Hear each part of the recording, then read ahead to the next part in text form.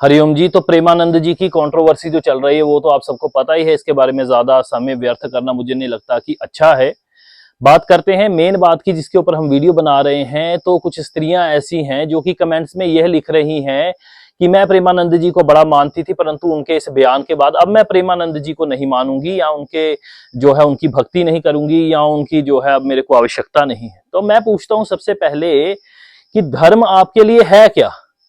ठीक है, चलिए ये भी बात छोड़ देते हैं, इसे अगला पॉइंट बनाते हैं। पहला पॉइंट ये रखते हैं कि इससे अंतर क्या पड़ रहा है प्रेमानंद जी को। आप हैं कौन पहले यह तो बताइए। प्रेमानंद जी महाराज अपना जो भक्ति पथ में बढ़ रहे हैं, भक्ति रस दे रहे हैं या ग्रहण कर रहे हैं, भाई साहब जब उनको एक रोटी भी देने वाला कोई नहीं होता था ना, वो तब भी यही कार्य कर रहे थे। सुना है ना उनके जीवन के बारे में, उनके वैराग्य के बारे में, तपस्या के बारे में।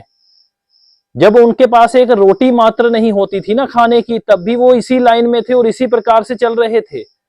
और आज जब हरि कृपा से केवल एक आदेश मात्र से बड़ी गाड़ी उनकी सेवा में हाजिर हो जाती है, या यदि वो खाना चाहे तो दुनिया के व्यंजन उनके लिए हाजिर हो जाएं, वो तब भी इसी लाइन में और उसी प्रकार का जीवन जी रहे हैं जैसे पहले जी रहे थे। तो आप यह जब कहते हो ना कि भाई आज से मैं प्रेमानंद जी को नहीं मानूंगी आदि, तो उससे जो नुकसान है वो आपका है। जैसे मैं बोलूं कि भाई आज से मैं जिम नहीं जाऊंगा, ठीक है, तो इसमें जिम का क्या नुकसान है? ठीक है, ये उन मशीन्स का क्या नुकसान है? मैं तो आपके लिए सामाजिक व्यवस्था में आपको एग्जांपल दे रहा हूं, उदाहरण दे रहा हूं। या ट्रेडमिल मेरे सामने पड़ी, मैं बोलूं भाई आज से मैं इस पे नहीं दौड़ूंगा, तो उसका नुकसान है या मेरा नुकसान है?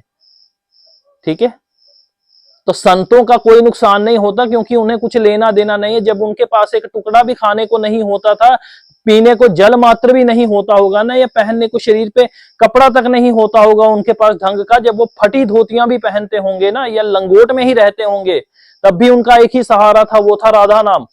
आज आप उठकर कह रहे हो कि अब मैं प्रेमानंद जी को नहीं मानूंगी, तो भाई मत मानिए, उनसे कोई अंतर नहीं पड़ता है उनको।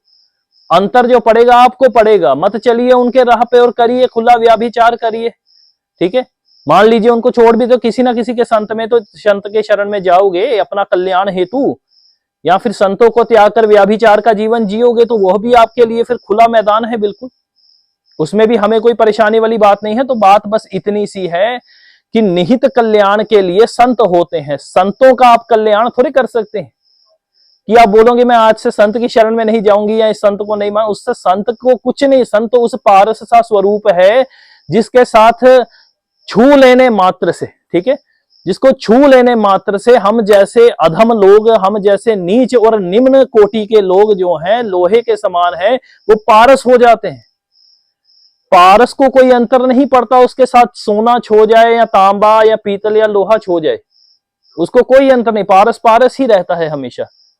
इसी प्रकार से महापुरुष जो हैं, ये प्रेमानंद जी आदि जो हैं, ये महापुरुष हमेशा महापुरुष ही रहेंगे। कल्याण आपने इनसे करवाना है तो आपको इनकी आवश्यकता है, इन्हें कोई आवश्यकता नहीं है। उनके साथ राधा नाम है और उसके सहारे वो जीवन जी रहे हैं। अब बात आती है दूसरी बात कि क्या धर्म कोई गुड़ है क्या, कि जो जब खाएंगे मीठा मीठा ही होगा? ठीक है, ऐसा कोई है ये सिस्टम कि धर्म वही होगा जो मीठा मीठा होगा? धर्म जब आप पर शासन करेगा ना, तो उसमें बहुत सारी चीजें ऐसी होंगी जो कि शासन जैसी होंगी। आप हर एक चीज नहीं कर सकते हैं किसी के भी शासन में रहकर। आप बोलोगे कि मैं इस देश में रह रहा हूं या इस प्रदेश में रहूंगा तो मैं हर एक प्रकार का कार्य कर सकता हूं, वो आप नहीं कर सकते हैं। ठीक है, धर्म में भिन्न प्रकार की बंधन प्राप्त होते हैं, भिन्न प्रकार के नियम प्राप्त होते हैं, भिन्न प्रकार की उसमें चीजें ऐसी प्राप्त होती हैं जो हमारे सुख को परे करती हैं हमसे, या हमारे सुख में बाधा डालती हैं। कोई भी चीज, दुनिया की कोई भी व्यवस्था हो, क्या फौज में जाकर यदि मैं फौज में भर्ती हो जाता हूं तो फौज में जाकर मैं कुछ भी कर सकता हूं अपने अनुसार, या नियम होंगे उसके कुछ? तो इसलिए इसी प्रकार से धर्म होता है, धर्म के नियम होते हैं, धर्म की मर्यादा होती है। कहोगे कि धर्म मेरे को वो ला दीजिए जो मीठा मीठा होगा, तो ज्यादा मीठा खाने से फिर डायबिटीज ही होती है, अन्य कुछ नहीं प्राप्त होता है।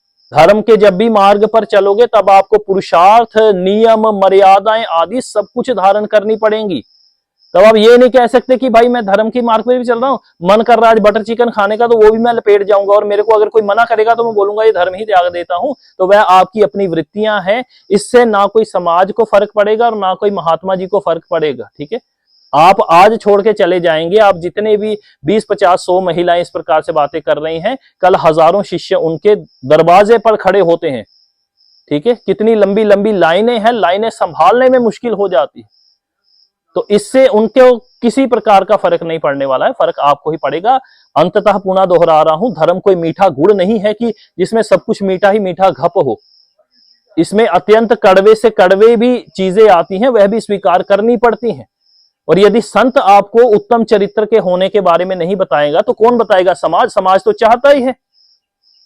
80-80 साल के बुजुर्ग, 60-60, 70-70 साल के बुजुर्ग हैं जो अपने व्याभिचार की बातें सुना रहे हैं कि भाई मैं परसों गया हुआ था उसकी बीवी के घर पे, ठीक है, तो घर पे कोई नहीं था तो मैंने जाके उसकी बीवी को दबोच लिया वहां पे, वह भी बड़ी खुश है। ये बातें मैंने खुद अपनी कानों से सुनी है। बाल आदि कटवाने जब हम जाते हैं वहां पर आते हैं। तो समाज तो चाहता ही है आप व्याभिचारी हो। ठीक है, तो व्याभिचार यदि आप करेंगे तो समाज आपसे प्रसन्न ही रहेगा, संत आपसे प्रसन्न नहीं रहेंगे। यही मर्यादा है और यही धर्म के नियम है।